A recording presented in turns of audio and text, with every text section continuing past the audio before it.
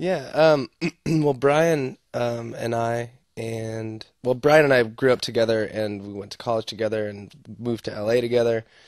And I taught him how to play guitar in college, and we started writing songs together, but not many, just kind of messing around. And moved to LA, where we met Alex, who's the bass player, and we met him and just kind of hit it off, and hanging out, having beers, and he was saying how he had just learned how to play guitar a couple years ago, and he had written some songs. Oh, let's hear some songs, and he showed us, and they were really good. And so we kind of started writing some songs together and kind of recording them just on little 4-track cassettes and stuff.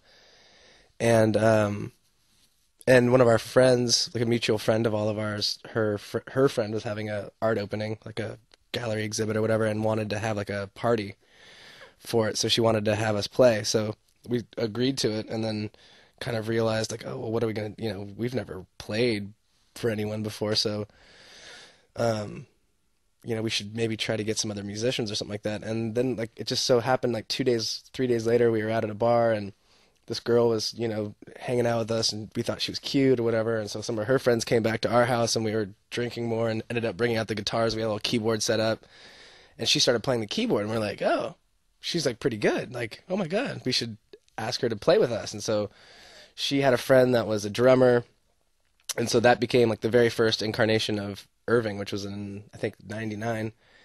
And we called ourselves Irving because we had to come up with a name, and her grandfather's name was Irving, so it just ended up working. But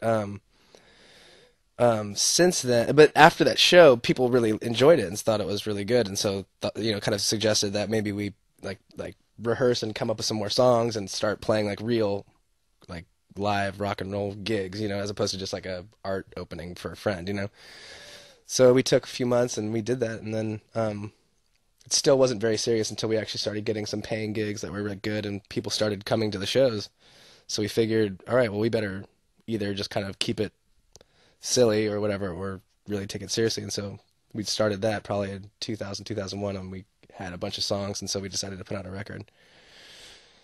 So that's the long story, but that's how it started.